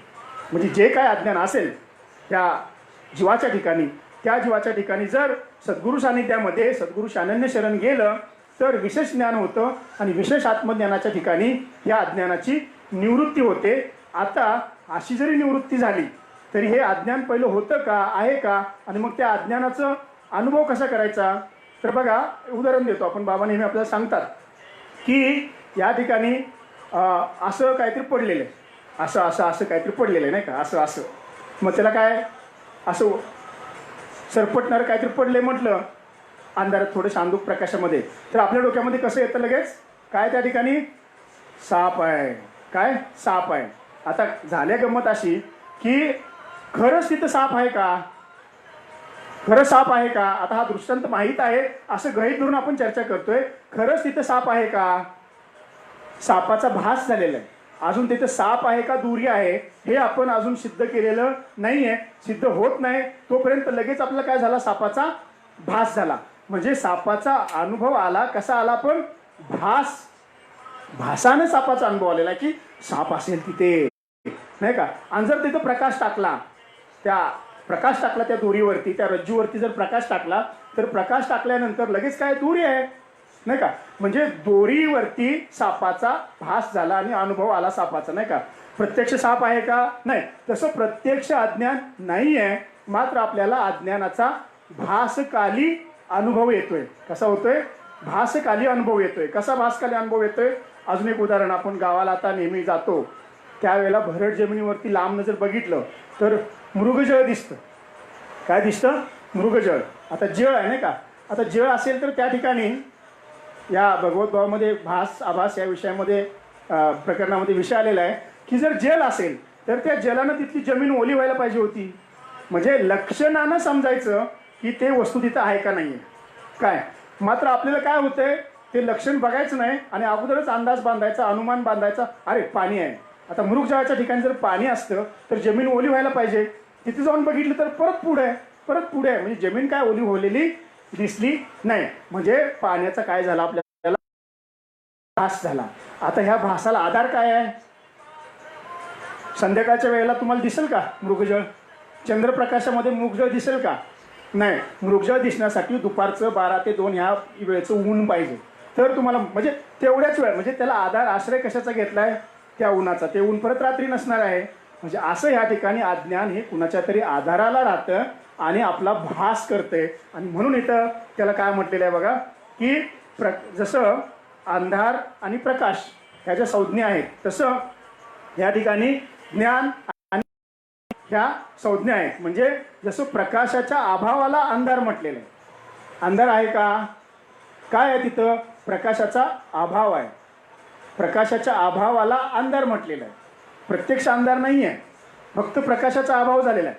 प्रकाशच वस्तू आहे, फक्त प्रकाश आहे आणि प्रकाश नाही एवढाच भाग आहे. पण आपण त्याला लगेच शब्द दिला दुसरा, अंधार. तसं या ठिकाणी अंधार नाहीच आहे, प्रकाशाचा अभाव आहे. तसं अज्ञान नाहीच आहे. ज्ञानाच्या अभावाला अज्ञान ही संज्ञा दिलेली आहे. काय केलेलं आहे, ज्ञानाचा जो अभाव आहे त्याला अज्ञान ही संज्ञा दिलेली आहे. आणि म्हणून आपण ज्याला ज्ञान म्हणतो, असं जर असेल त्याला आपण ज्ञान म्हणतो. ते ज्ञान दुसऱ्या बाजूने अज्ञानच, कारण ते अज्ञान सापेक्ष ज्ञान झालं. कारण अज्ञान सापेक्ष ज्ञान हे अज्ञानच होय. म्हणून अज्ञान सापेक्ष ज्ञान म्हणजे एकसारखी दिसणारी दोन्ही जुळीच आहेत. म्हणजे काय होतं, ज्ञान स्वतः खाली राहतं आणि अज्ञानाचा भास करतं. त्यावेळेला अज्ञान काय करतंय, एखाद्या वेळेला अज्ञान खाली जातं आणि ज्ञानाचा भास करतंय नाही का. म्हणजे जसं ते जुळे असतात दोन, ते जसं काळूबाळू होते नाही का, काळूबाळू माहिती आहेत ना, ते जुळे. तसं जुळे असतात की एकाला काढायचं आणि दुसऱ्याला पुढं करायचं, ते त्यासारखं दिसते. त्याला काढायचं आणि ह्याला पुढं करायचं, ते त्यासारखं दिसते. म्हणजे ज्ञान आणि अज्ञान हे जुळ्यासारखा ह्यांचा व्यवहार चालू आहे. आणि का चालू आहे व्यवहार, तर त्यांना त्याच्यातून काहीतरी आनंद निर्माण करायचा आहे. कारण ज्ञान स्वतःचा अनुभव घेऊ शकत नाही. समजलं का, ज्ञानाला काहीतरी आनंद घ्यायचा आहे, ब्रह्माला आनंद घ्यायचा आहे. मग तो स्वतःचा आनंद घेईल का, स्वतःचा त्याला अनुभव घेता येईल का. म्हणजे मगाशी आपण बघितलं, पाण्याला पाणी पिण्याचा स्वतःच आनंद घेता येईल का? घेता ना. त्याला काहीतरी तहान लागलेलं आहे, पाणी दिलं पाहिजे. आता समजा एखादं पोट भरून जेवला आहे आणि त्याच्या पुढे पंचपक्वान्न नेऊन ठेवली, त्याला आनंद वाटेल का? त्याला खावंस वाटेल का? नाही. आज ज्याला भूक लागलेली आहे, काम करून आलाय पांडवकड्याला, मस्तपैकी डोंगरावरती काम करून आलाय आणि त्याला जर जेवायला पुढं पंचपक्वान्न, वा मस्तपैकी जेवेल, ढेकर देईल आणि आनंदामध्ये ताणून आनंद झाला नाही का?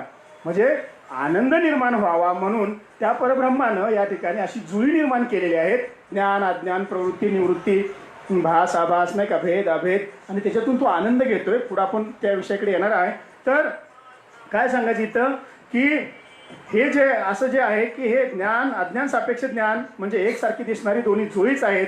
अज्ञानाला लपवून ठेवून ज्ञान म्हणायचं आणि ते सुद्धा अज्ञानच आहे. म्हणजे या ठिकाणी काय झालं आपल्याला, हा जो अज्ञान विलास आहे तो अज्ञान विलास हा भासाने त्याचा अनुभव येतोय, अन्यथा अज्ञान नाहीच आहे. हे आपण सिद्ध केलं. आता पुढं जाऊ आणि पुढं बघू की हा अज्ञान जर आहे असं मानून चालायचं म्हटलं तर, समजा अज्ञान आहे म्हणजे गणित सोडवताना आता इथं काय विद्यार्थी आहेत, known to unknown, x equal to 0 मानू आणि मग आपण सिद्ध करू.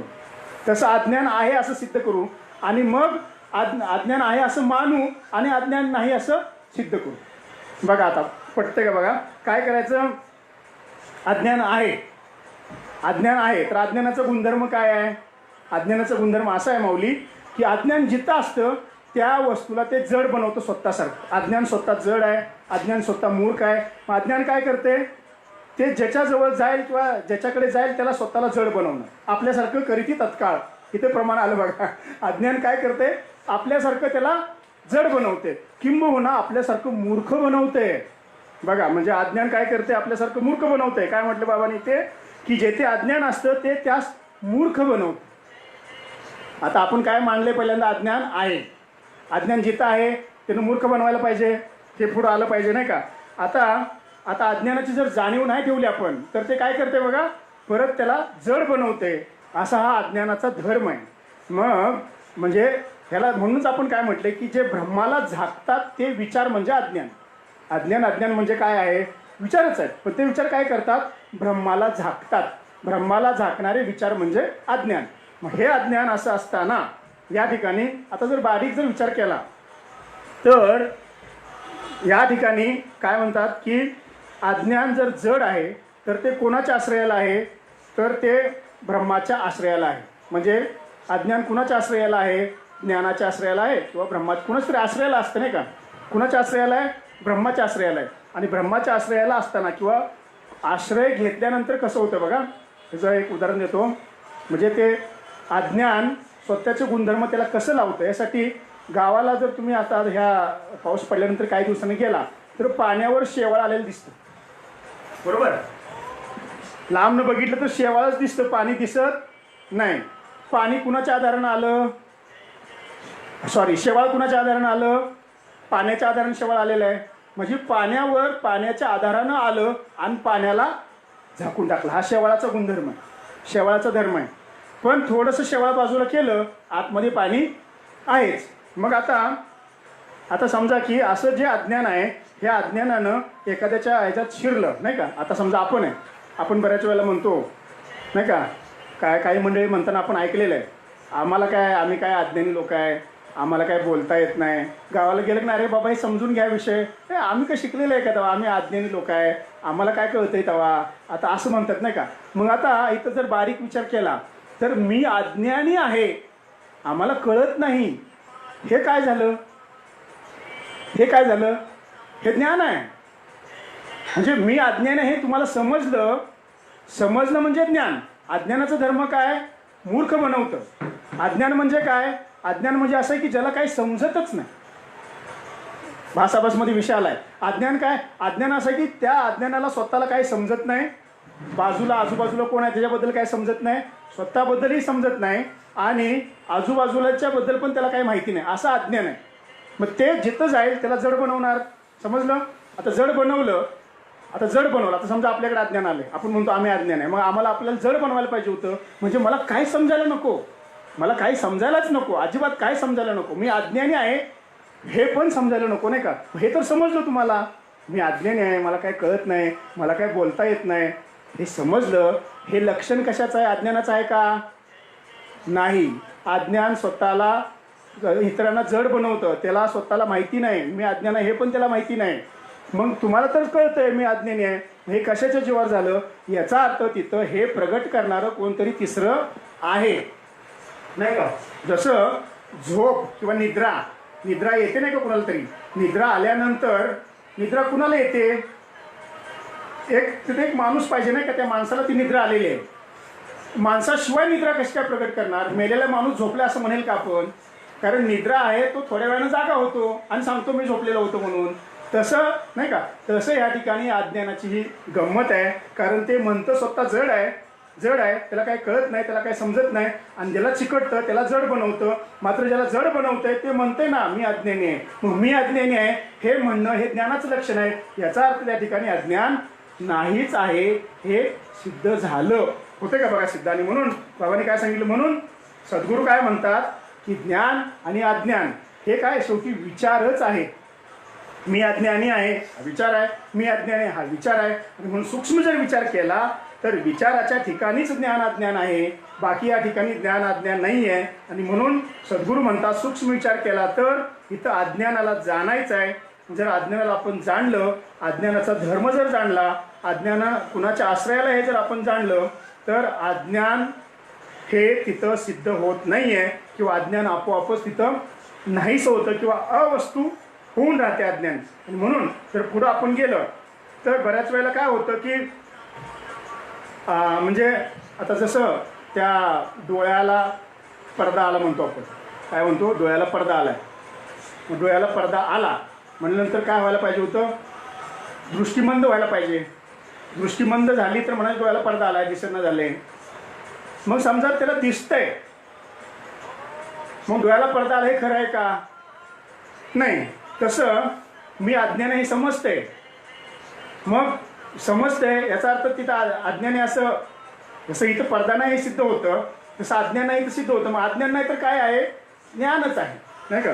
तसं म्हणून या ठिकाणी काय करायचं आपल्याला समजून घ्यायचं आहे की हे जे परब्रह्म जे आहे ते परब्रह्म जे आहे ते त्या ठिकाणी असं मूर्ख बनत नाही त्या अज्ञानामुळं, आणि जड पण बनत नाही, कारण ते स्वयंप्रकाशित स्वतः सिद्ध आहे. मग बाबा म्हणतात तुम्ही कोण आहे? बारीक विचार केला तर तुम्हाला काय ज्ञान दिलेलं आहे? तर तुम्ही ज्ञान स्वरूप ते परब्रह्म आहात. मग या ठिकाणी सद्गुरूच्या मार्गदर्शनाखाली जर गेलं तर सद्गुरूंच्या ठिकाणी ज्ञान पण आहे, अज्ञानाचं लक्षण पण त्यांना माहीत आहे, आणि म्हणून दोन्हीच्या परिणामापासून ते अलिप्त आहेत. जे ज्ञानाच्या परिणामापासून पण सद्गुरू अलिप्त आहेत आणि अज्ञानाच्या परिणामापासून पण सद्गुरू अलिप्त आहेत.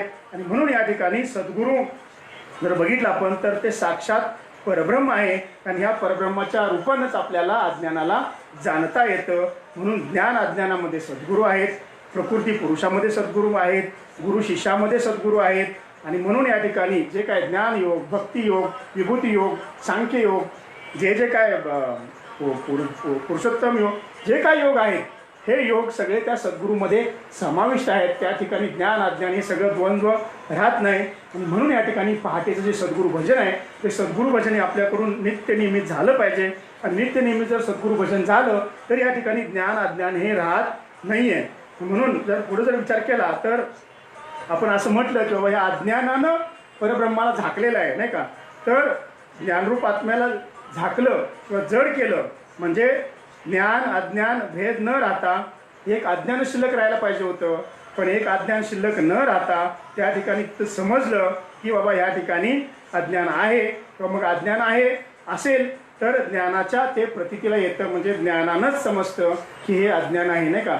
आणि म्हणून या ठिकाणी जर बारीक जर विचार केला तर बऱ्याच वेळेला आपण असंही म्हणतो की आमच्याकडून अज्ञानानं कर्म झालं, नाही का? आता जर कर्म बघा म्हणजे शरीरामध्ये आत्मतत्व नांदत आहे, चाले हे शरीर कोणाचे असत्ते, कोण बोलवितो हरिविल, हा विषय आपल्याला माहीत आहे. मग जर इंद्रियाकडून होणारी कर्मे आत्मतत्वाच्या सत्तेने होत असतील, इंद्रियाकडून होणारी कर्म कुणामुळे होतात? चाले हे शरीर, चालणं कर्म आहे, कुणाच्या सत्तेने होते? आत्मतत्वाच्या सत्तेने होते. आणि मग आत्मतत्वाच्या सत्तेनं जर कर्म होत असेल तर इथं अज्ञान हे कर्माला कारण कसं काय असू शकेल?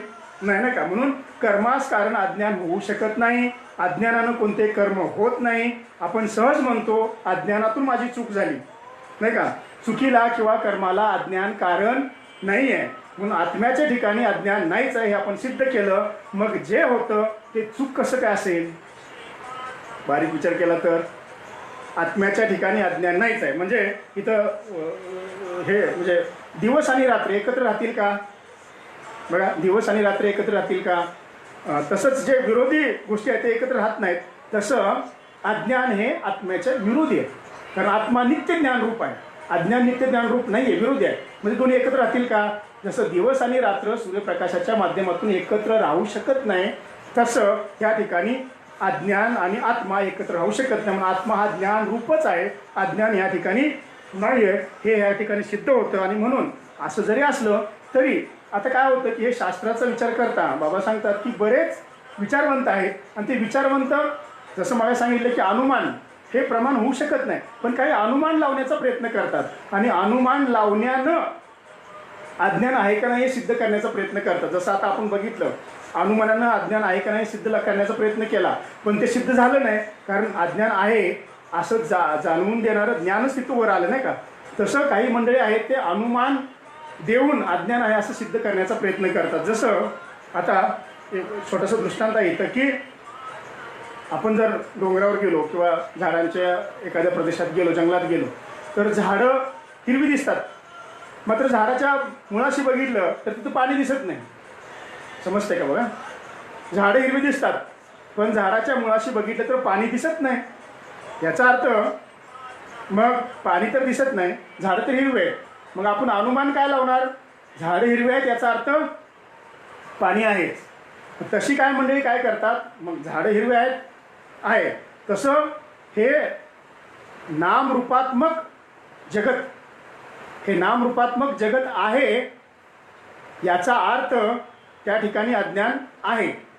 समजतं का. बघा विषय, नामरूपात्मक जगत आहे याचा अर्थ त्या ठिकाणी अज्ञान आहे. आता नामरूपात्मक जगत आहे का, माझा प्रश्न आहे. नामरूपात्मक जगत आहे का, नाही. नामरूपात्मक प्रकृती आहे आणि प्रकृती पुरुष हे एकच आहे हे आपण बघितलं. म्हणजे नामरूपात्मक प्रकृतीचा ह्या ठिकाणी आभास झाला, पुरुषच आहे. तसं या ठिकाणी अज्ञानाचा फक्त आभास होतो, ज्ञानच आहे त्या ठिकाणी, नाही का. म्हणजे तिथं तो अनुमानही खोटा पडला. तसं या ठिकाणी अनुमान आपल्याला लावता येत नाही. होतं काय की निसर्ग जो आहे, निसर्ग म्हणजे ब्रह्म, ह्या ब्रह्माला पोकळी आवडत नाही. आणि पोकळी आवडत नसल्यामुळं त्याला काय करायचं आहे, समतोल राखायचा. म्हणजे ह्या ठिकाणी पोकळी निर्माण झाली की तिथे त्याला काहीतरी पाहिजे. काहीतरी पाहिजे म्हणजे काय, तिथं ज्याची गरज आहे ते भरणार. जसं आता एखाद्या ठिकाणी भरती आली तर दुसऱ्या ठिकाणी ओहोटीच्या रूपाने तो असतो. दोन्हीची गरज आहे. ओहोटी आल्यामुळं काही कार्य घडतं, भरती आल्यामुळं काही कार्य घडतं. त्याला समतोल राखून कार्य करून घ्यायचं, नाही का. तसं त्यावेळेला म्हणजे ज्ञान, अज्ञान, भरती, ओहोटी, बघा हे त्याचं स्वरूप आहे. आणि त्याला काय करायचं आहे, काहीतरी त्या ठिकाणी कार्य करून घ्यायचं आहे, मग आनंद घ्यायचा आहे. मग अज्ञानाच्या रूपानं काही ठिकाणी तो प्रगट होतो आणि जो ज्ञानी आहे त्याच्याकडून काहीतरी कार्य करून घेतो. म्हणजे ज्ञान अज्ञानाच्या रूपाने काहीतरी कार्यच करून घ्यायचं आहे त्याला, कारण त्याला ह्या निसर्गाचा समतोल राखायचा आहे. आता विचार करा, सगळेच ज्ञानी झाले तर, सगळीकडेच भरती आली तर, सगळीकडेच पाऊस पडायला लागला तर, सगळीकडेच कडक ऊन पडलं तर, नाही ना. कसं होतंय आता काय ह्या दिवसामध्ये इकडं पावसाळा आहे, काही ठिकाणी उन्हाळा चालू असेल, आता इथं दिवस आहे, काही ठिकाणी रात्र चालू असेल. त्याला समतोल राखायचा या चराचरामध्ये. म्हणजे समतोल राखण्यासाठी म्हणून किंवा अविवेक जास्त झाला असेल, विवेक कमी पडला असेल, विवेकानं आचरण कमी पडलं असेल, म्हणून विवेकाची स्थापना करण्यासाठी म्हणून कोरोनाच्या रूपाने येतो, नाही का. आज बघितलं आपण की आज नाकं बांधून फिरणारी माणसं, का, विवेक कमी पडला होता, विवेकाची पातळी खाली गेली ती, अविवेक वाढला होता. आणि म्हणून विवेक जागा व्हावा, नाही भान व्हावा, भान जरा नीट वाग, नाही का. म्हणून कोरोनाच्या रूपाने आलेला आहे तो. म्हणजे निसर्गाला किंवा त्या ब्रह्माला पोकळी आवडत नाही, त्याला हे समतोल ठेवायचं आहे. आणि असं म्हणून या ठिकाणी अज्ञानाचं त्या ठिकाणी अस्तित्व थोडंसं आहे. मात्र कशाचं अज्ञानाच्या रूपानं कोण आहे, तोच आहे, नाही का. हे आपण या ठिकाणी सिद्ध करतो. आणि म्हणून मग हे आता इथं बघा, पुढे जर विचार करत आपण गेलो असं तर त्या ठिकाणी हा जो निसर्गाचा धर्म आहे तो निसर्गाचा धर्मही साधू संत जाणून असतात. आणि म्हणून अशा साधू संतांना जर आपण शरण गेलो तर निसर्गामध्ये असणाऱ्या मुळामध्ये काय आहेत, सर्व वस्तू आहेत. आणि वस्तू संज्ञित ब्रह्म हे सर्वसामान्य माणसाच्या बुद्धीला लक्षात येत नाही. पुढच्या याच्यामध्ये विषय आलेला आहे की जसं त्या पत्त्याचा डाव खेळणारे जुगारी असतात, त्या जुगाऱ्यांची बुद्धी ही तोकडी असते आणि ते वस्तू संज्ञित ब्रह्म जाणू शकत नाही. वस्तू संज्ञित ब्रह्म म्हणजे प्रत्येक वस्तूमध्ये ब्रह्म आहेच, किंबहुना वस्तू जरी नसली तरी सुद्धा ब्रह्म आहेच. मात्र त्याच्या अगोदर किमान वस्तूमध्ये तरी ब्रह्म आहे हे तर समजायला पाहिजे. बाबा सहज सांगतात हे काय खुर्ची नाही, ब्रह्म आहे, नाही का, हा तांबे नाही, ब्रह्म आहे, हे पीस नाही, ब्रह्म आहे, हे फोटो नाहीत, हे ब्रह्म आहे, हे भिंती नाहीत, हे ब्रह्म आहे. म्हणजे वस्तू, भिंत किंवा फोटो जरी स्टूल वगैरे जरी असा असला तरी आहे काय, ब्रह्मच आहे.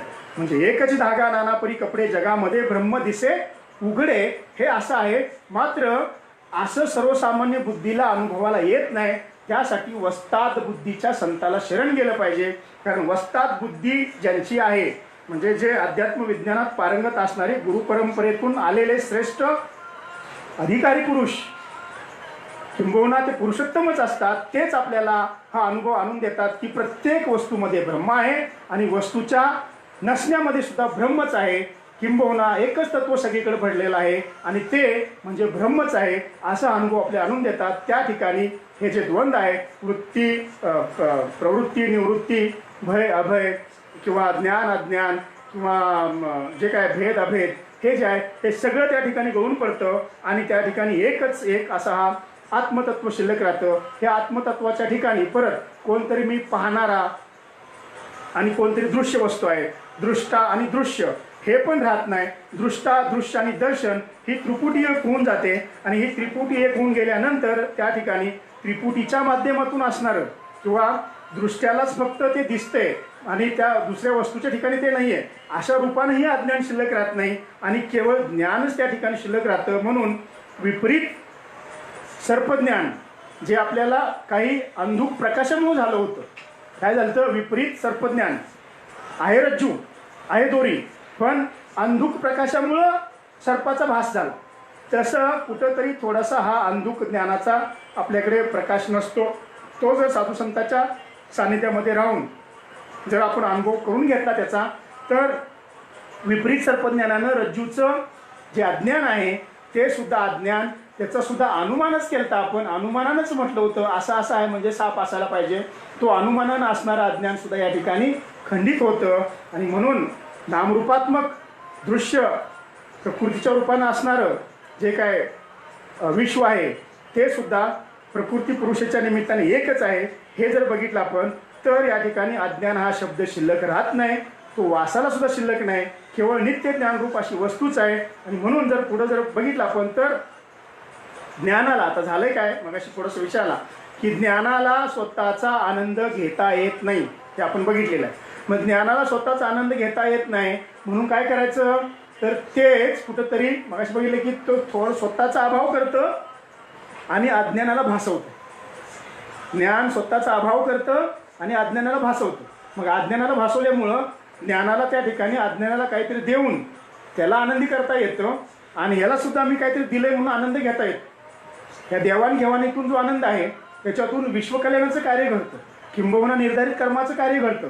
नाहीतर आपण सगळे अशी मस्तपैकी रविवार आहे, खाऊया पिऊया मजा करूया पिक्चर बघूया झोपूया असं असताना आपली वृत्ती बदलून आपल्या ठिकाणी असणारं ते अज्ञान त्याचा अभाव केला, ज्ञानवृत्ती बाहेर काढली बाबांनी आणि आपल्याला विश्वकल्याणाच्या कार्याला लावलेला आहे. किंबहुना हा जो मार्ग आहे आत्मशोध, आत्मबोध, आत्मकल्याण, विश्वकल्याण हे घडवण्यासाठी सुद्धा तुमच्या ठिकाणी अज्ञान आहे हे सिद्ध करूनच मग त्या ठिकाणी ते काढून आपल्याला आनंद घेता येईल, निर्धारित कर्माचा आनंद घेता येईल, विश्वकल्याणाचा आनंद घेता येईल, आपल्या जगण्याचा जीवनमुक्त झाल्याचा आनंद घेता येईल.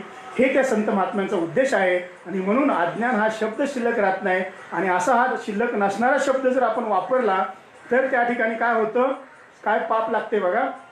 उदाहरण दिले तर पुढे की गायीचा वध केला नसता, गायीचा वध केला असं कोणी हिंदू म्हणेल तर गायीचा वध केला हा शब्द उच्चाराने एक पाप आणि खोटं बोलला म्हणून दुसरं पाप, म्हणजे दोन पापं झाली. हिंदू आहे, हिंदू गायीचा वध करेल का, करणार नाही. तरी पण गायीचा वध केला असं जर म्हणलं असेल तर खोटं बोलतोय, खोटं बोललेलंच एक पाप आणि गायीचा वध केला हे शब्द वापरले दुसरे पाप, म्हणजे दोन पाप झाली त्याच्याकडून. गायीचा वध केला हा शब्द जरी उच्चारला तरी पाप आहे. तसं या ठिकाणी केवळ ज्ञानमय जगत चिदविलास असताना, समजते का बघा, महत्वाचा मुद्दा आहे. केवळ हे जगत केवळ ज्ञानमय चिदविलास परब्रह्म आनंद घन स्वरूप असताना त्याला जर कोणी अज्ञान आहे असं जर म्हणत असेल तर तो शब्दच या ठिकाणी खोटा होतो. किंबहुना हा अज्ञान शब्द उच्चारल्यामुळे, शब्द उच्चारणं एक पाप आणि ते अज्ञान आहे असं म्हटल्यामुळे दुसरं पाप, म्हणजे असे दोन प्रकारची पापं त्याच्या बोकांडी बसतात. कारण अज्ञान नाहीच आहे मुळामध्ये आणि अज्ञान नाही म्हणून अज्ञान असं म्हटला आणि हा शब्द उच्चारला म्हणून खोटं बोलल्याचं दुसरं पाप. पहिला अज्ञान हा शब्द उच्चारला म्हणून पाप आणि अज्ञान नसताना आहे म्हणलं म्हणून दुसरं पाप, अशी दोन पापं त्याच्या बोकांडी बसतात. आणि म्हणून काय आहे की ज्ञान अज्ञानाचे रूप घेऊन, ज्ञान अज्ञान रूपात राहून ब्रह्म सदैव संवादात राहून आनंद घेत असते. संवाद झाला पाहिजे, संवाद झाला पाहिजे, संवादातून आनंद आहे.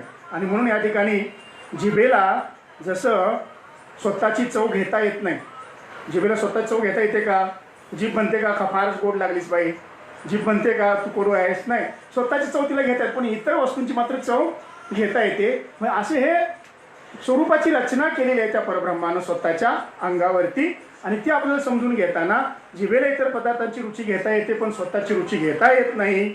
तसं ज्ञान दुसऱ्याला आनंद देतं पण त्याला स्वतःचा आनंद घेता येत नाही आहे. आणि म्हणून बाबा इथे हा विषय सांगत असताना बाबांनी हा चिदविलास खूप छानपणे समजावून सांगितलेला आहे पुढे येणाऱ्या भगवत भाव सेतू या ग्रंथामध्ये. आणि तो सांगत असताना त्यांनी असं प्रगट केलं, म्हणजे ते ऐकताना असं अंगावरती शहारे येतात की म्हणजे मागच्या जन्मामध्ये तुम्ही सगळे ज्ञानी होता आणि मला हे आणि मी त्याचा आनंद घेत होतो, तुम्हाला मात्र त्याचा आनंद घेता येत नव्हता. आणि आता या जन्मामध्ये उलटं झालंय म्हणे, आता तुम्ही अज्ञानाचं रूप घेऊन खाली बसलाय, आहे सगळे ज्ञानीच पण अज्ञानाचं रूप घेऊन खाली बसलाय. मी कोणतरी ज्ञानी म्हणून बसलोय तुम्हाला सांगतोय, म्हणजे आता तुम्हाला त्याचा आनंद घेता येतोय. मागच्या वेळेला तुम्हाला त्याचा आनंद घेता आला नाही, तो आनंद घ्यावा म्हणून तुम्ही अज्ञानाचं रूप आलं. म्हणजे आहे परब्रह्मच, एक ज्ञानाचं रूप घेतलंय, एक अज्ञानाचं रूप घेतलंय, मात्र एकच त्या ठिकाणी. जसे ओठ दोन एक शब्द, हात दोन एक टाळी, आनंद हे एकच त्या ठिकाणी सिद्ध आहे, परब्रह्म एक ठिकाणी सिद्ध आहे. म्हणून या ठिकाणी याला काय म्हणायचं, सत्संग. हे सत्संगामध्ये सिद्ध होतं. म्हणून येते कोणी कोणाला लहान मोठा ज्ञानी अज्ञानी समजण्याचं कारण नाही आहे. कारण या ठिकाणी बाबांनी हा भेद काढून टाकलेला आहे, सगळ्यांना अभेदावर आणलेला आहे. असा हा ब्रह्ममीमांसा 4 मध्ये आपण शब्दखंडन आणि अज्ञानखंडन ह्या दोन विषयावरती विलास करण्याचा प्रयत्न केला बाबांच्या भगवतभाव सेतूमधल्या ह्या माध्यमातून. आणि तो सर्वांनी त्याचा लाभ असाच घेत राहा. ह्याच्यानंतरचे असणारं ब्रह्ममीमांसाचे सेवा पुढच्या रविवारी होत राहतील.